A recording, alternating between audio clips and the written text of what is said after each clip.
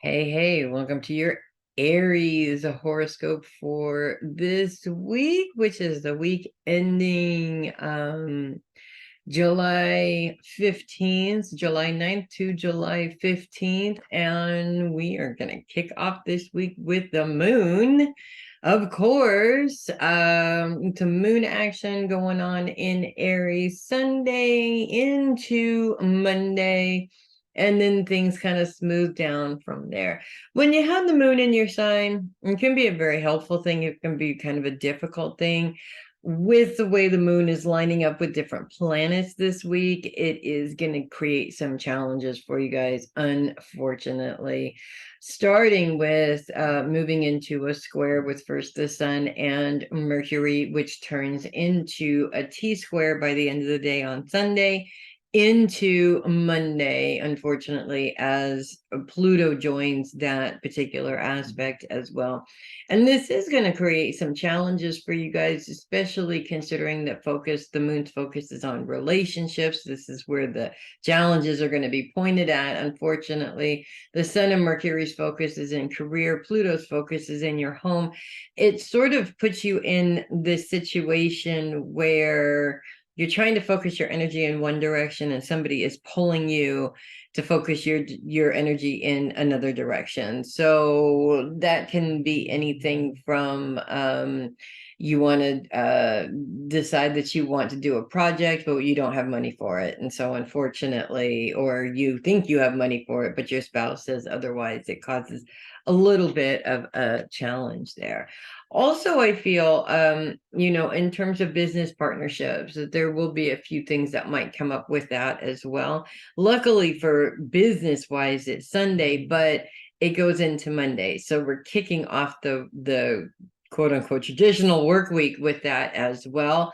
And that may create some tensions there in the workplace as well. The good news is the moon's trine with Venus and Mars those 2 days. Now that is a helpful aspect. So we are bringing in some good energy to help counteract those difficult aspects. When it comes to the placement in terms of where Venus and Mars are, they're really pretty closely in conjunction with each other, which means they're working together pretty closely, both of which are focused on your support system. So whatever challenges you have the support somewhere else that can kind of give you that outside opinion of how to work with that situation, if that makes sense. When we're dealing with the problem, we always get emotionally involved. And I think that that's really where the challenge is for all of us, is that emotional involvement.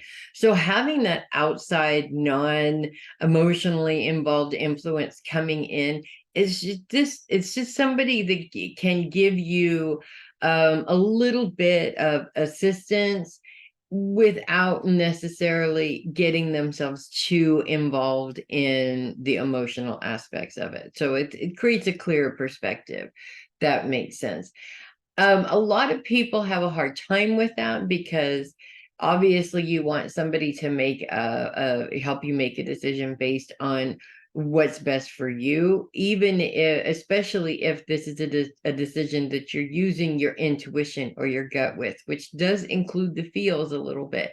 But we're not talking about removing the feeling. We're talking about moving your emotional attachment to it. And sometimes that emotional attachment leads us into places that we really shouldn't be going, in places that are not necessarily successful for us. So that outside person really does help with that, because it's easier for them to see that than it is for us in the moment.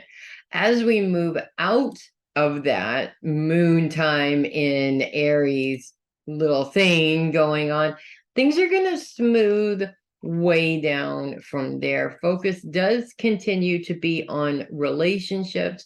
We continue to have Chiron influencing those relationships. And I feel like in many ways, this isn't about changing who you're in a relationship with. All relationships have a growth cycle. And so this is what Chiron really is all about, is making sure that the relationships are going in the proper growth cycle. If there's a relationship where it feels unbalanced, It feels like somebody is getting more out of it than you are, or you're getting more out of it than they are.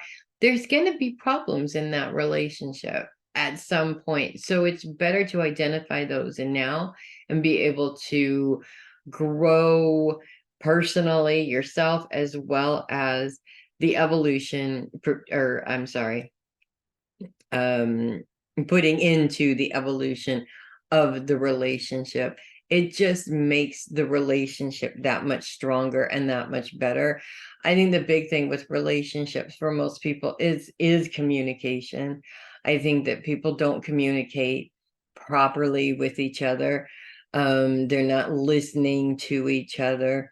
Listening is actually really important, and it's something that I'm seeing a lot of people not doing recently. So you may know what you're doing, but shutting out advice just to shut out advice is never a good idea. There might be at least part of that advice that could be something that you haven't thought of yet. So if you look at it that way, you want to be as successful as possible, not necessarily right. That's what it comes down to. And that's really one of the biggest problems with most relationships is the individuals are too focused on being right and not focused enough on working together, if that makes sense. So we're going to kick that off in a very emotional place at the beginning of the week, but that also presents a lesson for us to work with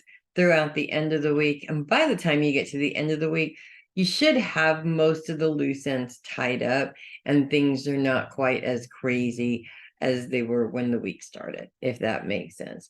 So that is what I have for you guys this week. And if you love your horoscopes, don't forget to hit the like button. Don't forget to subscribe so that you get notified when your horoscopes come out. And of course, click the link below and send me a coffee. I would love that. See you next week.